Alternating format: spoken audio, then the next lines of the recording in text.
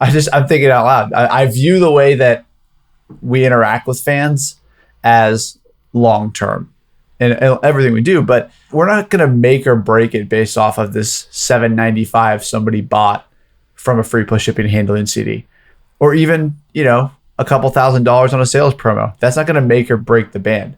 What is going to make or break the band is, are these people having a good experience, and are they going to come back for future purchases? And are they going to come to shows? And are they going to support the band? You are now listening to the Creative Juice podcast, brought to you by Entrepreneur.io.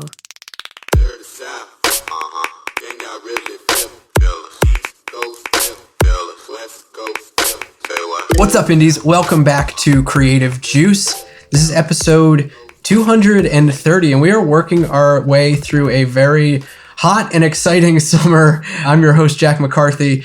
We're going to be talking about some really interesting stuff that we don't always touch on this show today. With me, as always, is my co-host, Mr. Ed Isola. Ed, I know you had a little bit of a story to share on the topic that we're going to be talking about on today's show, which is how to amplify your fans' customer experience. Yeah, for sure. Jack and I were kind of talking about what kind of stuff do we need to touch on the podcast that maybe everyone's not thinking about, but that also contributes in a really, really large way to your brand and to how people feel about your brand and your band and all that kind of stuff.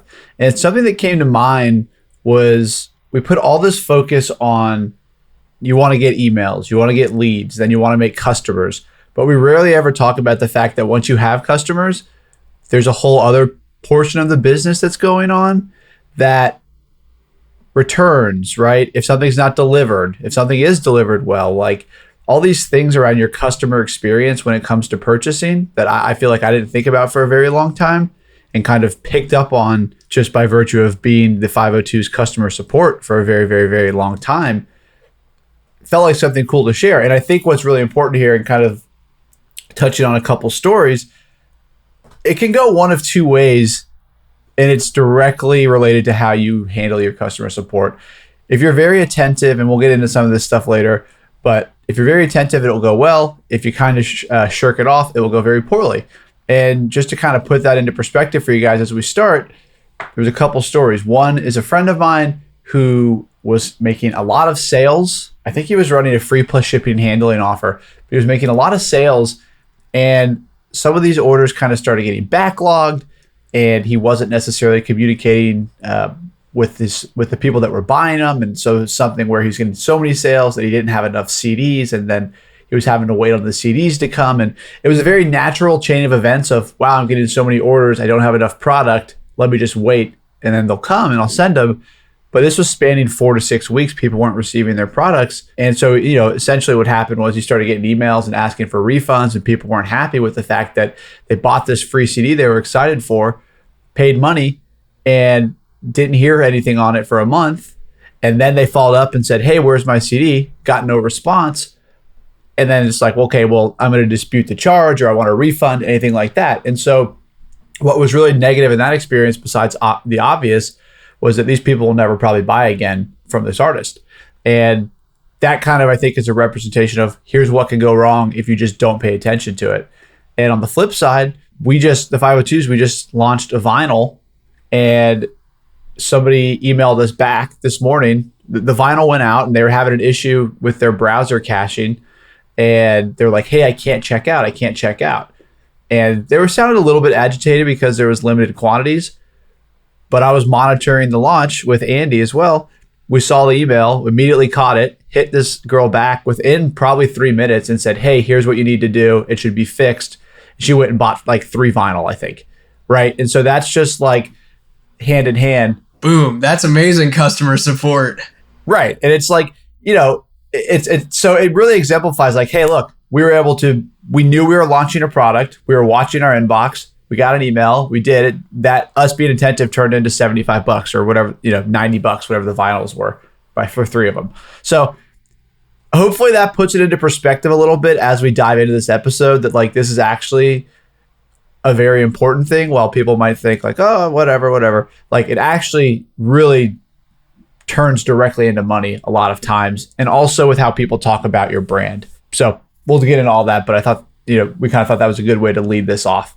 Yeah, those are two like kind of contrasting stories of like, these are the two sort of like paths that you could go down that can have completely different and, on one hand, desirable outcomes, and on the other hand, not so desirable outcomes. And I think it's something that when it comes to creating customer experiences for your fans, you really want them to have a dream come true kind of experience when it comes to buying from you. And this, it doesn't really matter what kind of store they're buying from for you, whether it's, a store on your website or a Shopify store or Bandcamp or whatever it is. This is all kind of stuff that is kind of universally applied to your online sales and the way that people connect with you during and after the fact. So we wanted to explore this topic a little bit on the show, just as something a little bit different, kind of out of the frame of marketing in terms of getting your customers, but really what to do to ensure these people who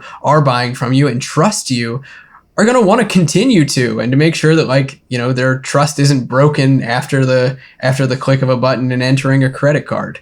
So I'd like to kick this off and kind of talk about what happens on the back end of people making sales, or people buying and you making sales as an artist, and what you need to be focused on. I think the number one thing, and you and I have talked about this plenty, Ed, is like having a sense of proficiency around what's going on the back end. Simply put, what kind of plan you have in place when it comes to finding orders, sorting through orders, knowing how they're going to be fulfilled and who's going to be doing it. I think, that can get overwhelming pretty quick, especially when you have a lot of orders. It absolutely can very quickly. And I think what is really important, and this is, I think, something that if you take the way we kind of do with the buddy system, if you take your sales and stuff like that under your own wing, so to speak, to start, you learn this as you go. So it's not like, it's very unlikely rather that you're going to just hear this episode and all of a sudden you're in charge of hundreds of orders. Because what kind of happened for myself and a couple other people I know, like I'm sure Andy's a great example of this too, is you start off with 7 orders and one of them has a problem. And so now you got to go figure out what's wrong. Where do I see this stuff?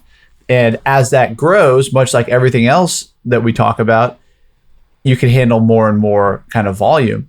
But you really do have to have a good grasp on, how do I refund an order? How do I find the customer's correct address? How do I send them an email if I need to? How am I going to fulfill these things? Has their order been shipped? How do I track this? And it sounds like a lot of info, but when you get your store and your ship station and that kind of stuff set up, it's pretty easy to navigate, but it does take a little bit of time to learn it. Yeah, I think there's a lot of information out there that's put out to artists, musicians, that says like, get set up with a store really fast and start selling to your fans really fast. And it's all about like being able to do these things at the snap of a finger. And I get it. Like, I get where the excitement around that is. And certainly like we want artists to be selling online, and that's great. But there's a level of proficiency that I think you should have, and you should, make time to become comfortable with. Because all of a sudden, like you might find yourself in uncharted territory. Those first 7 orders, if you're someone who's never sold online before, that might be a lot for you, Yeah. It will be a lot, especially if you got to package them and stuff like that. And I think what's interesting here again is like, if you take the time to learn this, eventually you're going to want to outsource this, but you'll know how it can be done. And so having a very clear picture of, here's how we do this, here's how we make sure people are getting taken care of, how they're getting their orders, how you respond to emails. The initial baby steps of, let me do this myself, that leads to creating templates and stock copy and stuff like that you can later outsource. So I think though what applies here like really, really well is that, I think I kind of said this, but I want to say it more clearly, like we focus so much on generating customers, and we don't really ever talk about how you treat those customers in the direct follow-up to the purchase. This is something where I'm sure, this has happened for us. And Jack, I'm sure you probably have examples of some of the people at IndieX you work with. It's like, if someone has a good purchasing experience, they will probably go tell somebody else like, hey, it is really cool that they did this. Or if they're at the show and they're like, yeah, I bought this shirt online. And it's like, yeah, they responded to me in 20 seconds. Or like, hey, this is kind of another funny one. Someone once was like, lived in Canada. This was like 2 weeks ago. She wanted to buy some merchandise and she was like, hey, I just like, I can't afford the shipping, you know? So I was like, okay, look, if this girl wants a shirt, I'll cover the $10 shipping to Canada. And so I sent it to her, and then her order came through, and she ordered like $200 worth of merchandise.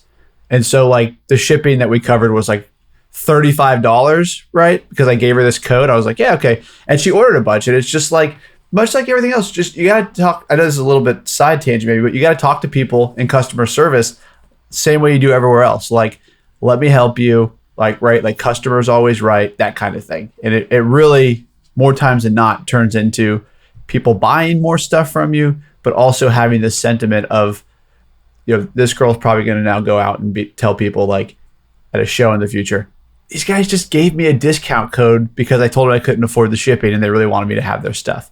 And it's like, that's genuinely how we feel and how I did feel. And it's cool. You know, it makes everybody happy kind of thing. Yeah, for sure. Oh man, that's such a cool story. And I think that's like, you know, one of the examples that I was going to talk about when it comes to like building a dream come true experience. And we've talked about this on the show before, is like, make sure your fulfillment is on point and looks great. And, you know, when something arrives that a fan's really wowed by what they're getting, by like including goodies with it or having the packaging look branded and being really cool and personalized. But what you guys did is that's going a step, like bring it back a step even earlier. Somebody reached out and is like, hey, I can't afford the shipping. You hooked them up. They bought a ton of stuff, which is amazing. You know, like big win for you guys. Obviously, like reciprocity in full effect there. You know, you gave and then they gave in return. That's amazing. But imagine that fan's experience when they got their merch. Like that was probably a really cool moment, a reaffirming moment, which is really what you want to have happen throughout the process of a customer ordering and then getting their order notifications and a thank you email and then receiving their product. And, you know, if there's any kind of communication with you from a support perspective, you want them to be reaffirmed along the way. And I think that's one of the big keys that we wanted to get to in this episode. Yeah, absolutely. And this ties back to, I think, what Jack's initial point was, which was like having this back-end proficiency with your systems where I'm not really handling our fulfillment or our customer service anymore at this point in the 502's existence. But somebody DM me on Instagram, I knew well enough how to go in and make myself a discount code that I could send this person. And I knew how to talk to them, right? And so that all came from the fact that I've spent time in WooCommerce and Shopify and ShipStation. And so that's where, whether you're starting out or you're 5 years down the road, having this proficiency is really, really important. And I think kind of what that segues really nicely into is the fact that there's only so many circumstances that are going to pop up. And when we kind of offboarded customer service from myself to a friend of ours with that, I said, hey, here's like the handful of situations you're going to run into. Here's how I typically respond. And so I'm able to then provide to them language and copy and kind of having these scripts almost to follow that I think really kind of helps keep the whole process on brand. Because I think when you offload something, you run the risk of someone not necessarily understanding your brand at first. And so I think that's what's really cool about it too, is that we have developed these scripts over time. Yeah, I definitely want to talk about that. Like, I think the process of approaching your fans and talking with them and being your own support is overwhelming to a lot of artists. I mean, I've had plenty of conversations with artists, even at the agency, who are just kind of, to be honest with you, sometimes terrified of like how their customers might email them, which I get. Like, no one wants to get like flame emails about like, where's my package? Like, nobody wants that.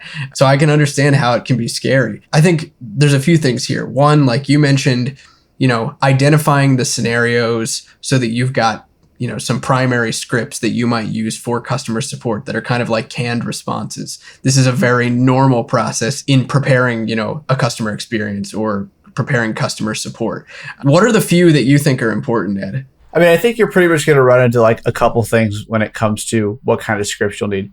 One is somebody emailing you saying, hey, my order has not been delivered and it's been X amount of time. Now, sometimes this will be like, hey, I ordered my thing on Monday and it's not here yet, and they're sending this email Thursday, right? Or it's like a month and a half down the road. I find that a lot with international orders. So on the kind of point of view of like order has not been delivered, what I typically will do is like I said, one, assume that the customer is right, and you can gauge what's going on in the email by how they're writing to you. So I think that's really important because it influences how you're going to respond. But if they email and they say, hey, my order hasn't been there and it's only been 4 days, I'll just respond really nicely and say like, hey, like we package this stuff ourselves and blah, blah, blah. I'm working on it and I'm expecting that I'll ship it tomorrow. And once I do, you'll be sent the tracking. And I feel like it should get to you by next Friday, But one thing that I always put at the end of the emails is like, you have my email. If for some reason it doesn't get to you by next Friday, please respond. I want to make sure this thing gets to you and we'll figure it out together. Like that kind of thing of like, I don't let people feel like they're getting blown off, right? So if that's the immediate short-term kind of it hasn't been delivered, that's the sentiment. If it's a long-term thing where it's been like a month or 6 weeks, which sometimes overseas it can feel that way, I'll typically have them wait until 8 weeks, and then I'll try to ship another one with priority shipping. I love that one-liner at the end of your support emails. Like, hey, you've got my email. If you need anything, or if you have any more questions, or if you don't get what you need in X number of days, make sure you reach out. That's like a perfect one-liner to include. Yeah, it's really cool because like I think people oftentimes kind of just equate customer service with this really kind of like, I don't know what the right word is necessarily, but like it's not the band or it's not even the band's team. It's just like this external team that is handling the shipping. So it can be a little dry at first. But if you respond and say, hey, I'm the band, or hey, I'm the manager and here's the situation and we do this and all that kind of things, and you explain, much like negative comments on fan finder videos, people turn their tide pretty quickly or their tone pretty quickly. And they're like, okay, cool. Well, I'm going to get my thing. I feel comfortable with that now. And like, it might take a little bit longer, but they're actually working with me. And that all comes back to responsiveness, because that's like responding to that email in the first day. It doesn't sit there for a week and then I respond. It like cuts off the annoyance at the fact that, hey, you're right. Your package isn't there. It probably should have been. Let's work together to see what's going on. And obviously when you get that kind of email, you go into your back end of your store, you see what's going on. If you can see shipping, you can send that to them and kind of see what's up. But if it's a situation where it's like, oh, this seems like it's been at customs for 6 weeks, or maybe this got lost, my default is to always just ship a new one. Much like my default is if someone's getting really agitated in the support channel, to say, you know what, I'm really sorry, let me refund this for you. Like $20 max a lot of times, or like, $8 a lot of times if it's a free CD or whatever. To me, it's worth giving them that money back and still getting them the product, but making sure that like the reputation of what's going on, even to this one person, is maintained. Because I know this is a long spin-off of what's the first script, but I view, I'm thinking out loud. I view the way that we interact with fans as long-term and everything we do, but we're not going to make or break it based off of this $7.95 somebody bought from a free plus shipping and handling CD, or even, a couple $1,000s on a sales promo. That's not going to make or break the band. What is going to make or break the band is, are these people having a good experience, and are they going to come back for future purchases, and are they going to come to shows, and are they going to support the band? And so in a lot of ways, sales and sales promos, I'm just trying to stem the tide of like, if they're happy, great. If they're not, let's talk through this so that at the end of this conversation, they feel good about the 502s and they feel good about your band. And that's what you got to get to. So when you're working these scripts up, like situation one is going to be, they haven't received their thing yet and they're just kind of inquiring. And you just want to respond by saying, let's work through this together. Here's the shipping tracking link if you need it. I'm happy to refund you. I'm happy to send this out. Whatever they want, keep them happy. That's kind of like situation one in my mind. I think that's really, really well said. And I loved, I wasn't even going to get into this until the end, but you really, I think you knocked it out of the park in saying that, like, I think the customer experience is so important to the long-term health of your music business. And like you said, like a $10 sale or a $15 sale or whatever it is, like if the difference between that and refunding a customer and making sure that they're really, really well taken care of, if something truly has happened that's within your control and you messed up, or sometimes even if it's out of your control and you just want to make a judgment call, it's like, this person's really upset, I want to make sure they're not anymore.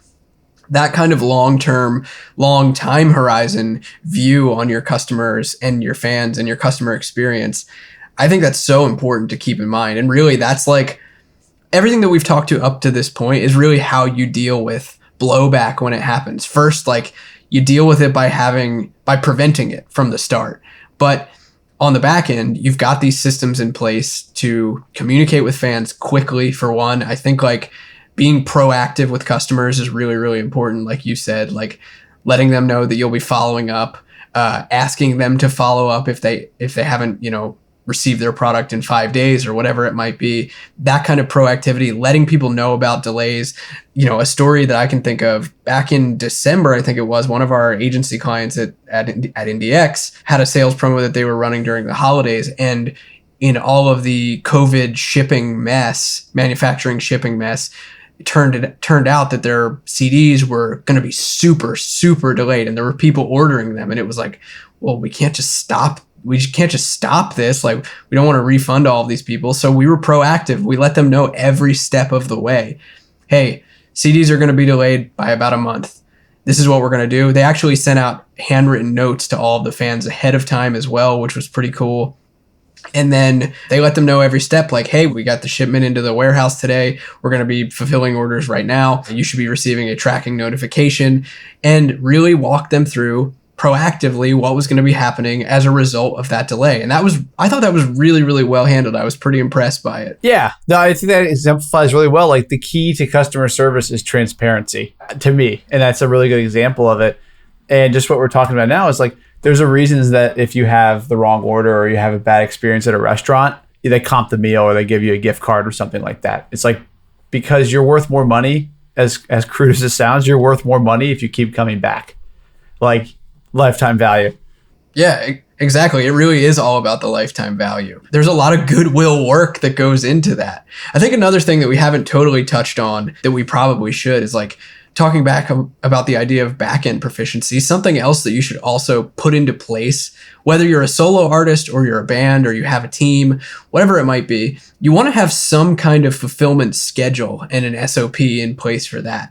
How often are you checking for orders? Who's fulfilling the orders and what time? Are they going out, twice a week, 3 times a week? Are you fulfilling once a week? I think once a week is like kind of bare minimum, in my opinion. I know that could be overwhelming for some artists, but I think from a customer experience point of view, like once a week is like, barely skating by, because that could mean someone orders on a Tuesday and their order doesn't ship till the following Monday, potentially. That's a little dicey, but I think ironing all of that out and figuring out the cadence that works best for you and knowing how every part of that machine is going to work is like critically important to getting this right. Yeah, absolutely. And when you're talking about like cadence of when you should ship and that kind of stuff, I feel like 2 to 3 times a week is good. If you're doing it yourself, then what I would recommend is like what Jack just kind of said, Tuesday, Friday, something like that, where nobody's going more than 3 days or so without their order being shipped once they purchased it. I feel like that's kind of the threshold of like where people might start to get annoyed that their order hasn't been sent. What I wouldn't do is try to do it every day if you're doing it yourself, because you're going to just stress yourself out. Like, if you're actually getting a lot of orders coming in, if you're getting like 2 orders or whatever, like a little sales promo kind of thing early on, yeah, do it. I would do it as soon as you get it. But if you're running like a free plus shipping and handling where you're getting 20, 30 orders coming in, what I would recommend is Tuesday, Friday, that kind of thing will take you 2 or 3 hours. If you have friends that can help, cool. Something I've found that helped me personally streamline that process was doing things almost like a manufacturing plant. Assembly line, yeah. Yeah, and doing them in bulk. Even if it was just me, I'd be like, all right, well, first I'm going to open up all 50 of these envelopes, and I'm going to lay them out over my counters. Next, I'm going to print out all the labels. I'm going to cut them all together. I'm going to, like, everything was done as one thing. And you got to pay attention, obviously, but that made it better than open package, signed CD, put it in, tape it, done. Like, it felt like it went quicker. So I feel like that's a really good point from Jack. Like, you got to be proficient on the back end.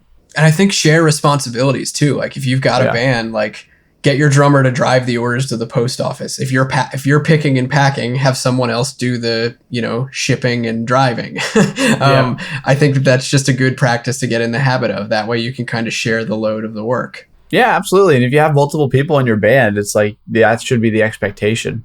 That's kind of how we've handled it for a very long time. Was there's 6 of us, let's split it up, It's really interesting. Like, I think a lot of this stuff gets taken for granted, even as customers of brands and businesses and artists that we like, like we take for granted when things are really great, or even when things are average, we kind of take for granted like how well a buying process might go. Like, most times that you get something that I buy something from an artist and it comes in like a not mediocre, but like a plain looking package, and it gets to me relatively on time. I don't really think about it, but there's a lot of work that goes into that. And it's the times that you're really wowed that makes you the most excited. We got a package the other day from a supplement company, and it came in this awesome package with fulfillment goodies in it and stickers and, nice popcorn peanuts or whatever they're called. And when you open the box, it was like, you want 15% off your next order, take a picture and post it on TikTok and tag us, or post it on Instagram and tag us. It was a very, very cool customer experience. And I think that's the kind of stuff where like, you remember then how much goes into it and you appreciate it. And then you're like, oh man, like this is my brand. Like I love this artist. I love this band. I love this company. But when things are just, normal and average, which is great. Like you just want to have a normal, good experience. You don't think about these things. It's like there's a spectrum of like really, really bad to good and hopefully if you're in a space where you're doing just fine and your customers are feeling like, they're not thinking about their customer experience, that means you're in a spot where you can do 1 or 2 extra little things and take it over the top. Like if your orders are getting shipped out on time, if people don't have questions about, fulfillment delays or shipping delays, and stuff's not getting to them broken or they're not getting the wrong orders, then you're so close to being able to make this a dream come true kind of experience. It's like, add some fulfillment collateral, stickers, candy. Sweetwater adds candy. We always talk about that. Stickers, candy, a personalized note, whatever it might be, a little bonus item that they weren't expecting. If you could add that kind of stuff, all of a sudden your, normal, average, I don't think about it customer experience goes to like, wow, like that was really cool. They were thinking about me when this happened. And then of course you have like the far end of the spectrum where it's like, it got there the next day, the packaging looked amazing. They sent me a video in an email personally thanking me. Like, you go to the nuclear side of things where it just gets amazing. But that's how I think about it. Even as a customer, it's really, really interesting. It really is. And it's really crazy because the barrier for that, like you just said, there's obviously different degrees of how good your packaging and that kind of stuff is. But if like you're responding to inquiries, by the way, you're not going to, if you're selling CDs, like I would say we get like maybe 2 emails for every 100 orders that are like, hey, my order hasn't arrived. So it's not like you send 10 CDs out and you're going to be dealing with 10 customer service type things. You won't have that many, 2 to 10%, I would guess. But once you have that system underway, like Jack just said, and like you're sending things out on time and people are getting the right products and all that stuff is working really well, you can start small and get bigger with how you present things. I mean, our first step was we ordered like mandarin orange bags. They literally just were the color orange, and that was it. And it was just like, oh, that's cool. Their t-shirt comes in an orange bag. Like, it's bright colored. It's very 502s. That was cool. The next step was we found bubble mailers, and honestly, these were cheaper than the regular ones. That's why I bought them.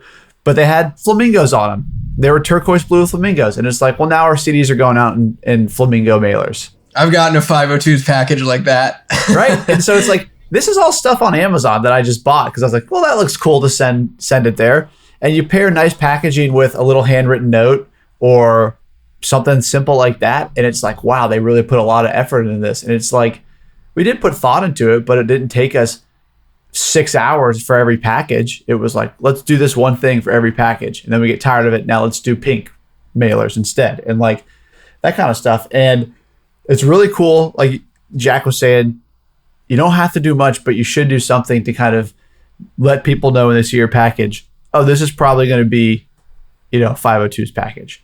I have a fun little hack that I think is neat. The bare minimum, right? When someone places an order, and this is getting into like closing the gap between like order and receiving order, right? Because that's the time where when someone types in their credit card and then hits the submit order button, they almost automatically have a little bit of buyer's remorse or cognitive dissonance going on, right? Usually when you order something, you've got some doubts. It happens. It's subconscious. You know, maybe you're really, really excited about something, and that's great. It doesn't happen all the time, but typically there's something psychological going on there.